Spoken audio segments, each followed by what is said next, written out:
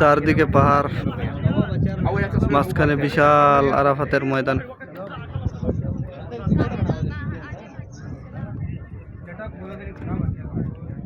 আমার সাথে আসা চট্টগ্রামের ভাই,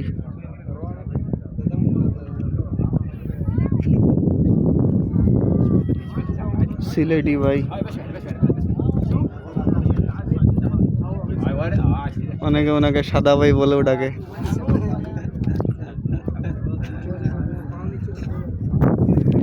এদিকে তাকান ভাই,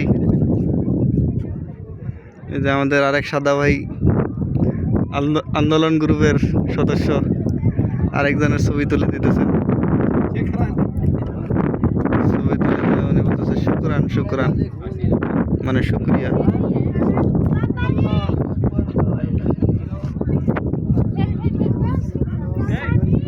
আমাদের আরেক ভাই, আমার একটু ভিডিও করে দেন।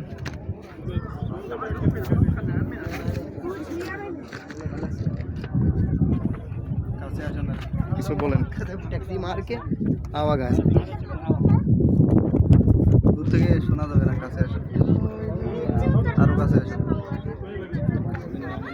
সিঁড়ির মধ্যে মন খারাপ করে বসেছিলাম, পরে ভাইরা বের হইল, বললাম কোথায় যাচ্ছেন, তো হঠাৎ করে ওনাদের সাথেই চলে আসলাম। ওনারা বললো যে আরাফাতের ময়দান যাইতেছি। আজকে আরাফাতের ময়দানে আসতে পারবো আমি ভাবিনি, আল্লাহ সুবহানাহু ওয়া তাআলা আমার নসিবে রাখছিল। আদায় করি, ভাইয়েরাও আসলো, আলহামদুলিল্লাহ তাদের সাথে আসতে বললাম। বক্তব্য দিলা নাকি? আচ্ছা, ভালো ভালো ভালো। এই তো আমরা সাদা ভাই, সাদা ভাই টু। আর এই হলো আমরা। আমি বসে থাকবো, ভিডিওটা আমারে ভিডিও করবেন, একদিকে কুড়িটা ভিডিও করবেন, আমাকে ভিডিও করবেন। এখানে চালু আছে ভিডিও, এখানে চালু আছে, চালু থাক।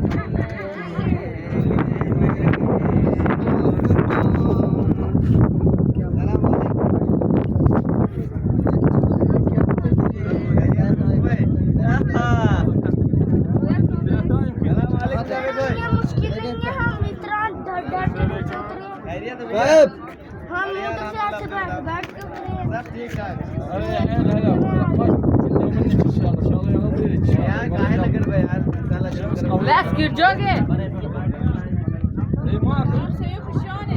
लिख देना।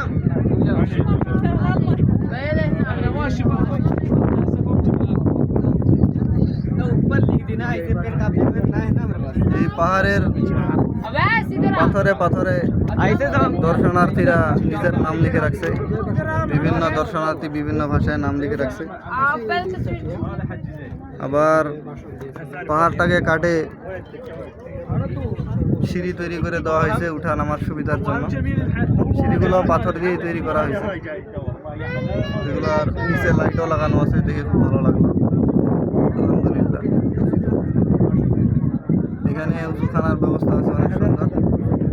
পাশাপাশি হাজিরা যখন আসে, লক্ষ লক্ষ হাজি হজ পালন করে, তাদের জন্য অনেক ধরনের ব্যবস্থাপনা করা আছে, গাছ লাগানো আছে,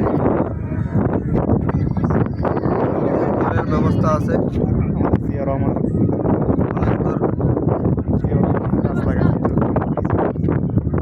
আমাদের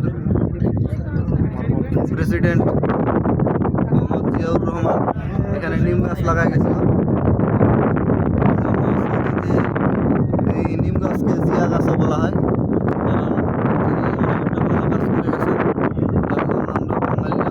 আনন্দিত আরাফাতের ময়দানে আসলে ওই যে আমাদের একজন প্রেসিডেন্ট আরাফাতের ময়দানে নিম গাছ লাগাই গেছিল। এখন এই ময়দানে অনেক নিম গাছ আছে, এটা ওনারই অবদান, এজন্য আল্লাহর কাছে শুকরিয়া আদায় করি। আবার আমাদের মদিনা শরীফের ছাতাগুলার ডিজাইন করছে আমাদের একজন বাঙালি ইঞ্জিনিয়ার, এজন্য আমাদের ভালো লাগে। বাঙালিরা কিছু করলেই ওরা ভালো থাকলে আমাদেরও ভালো লাগে।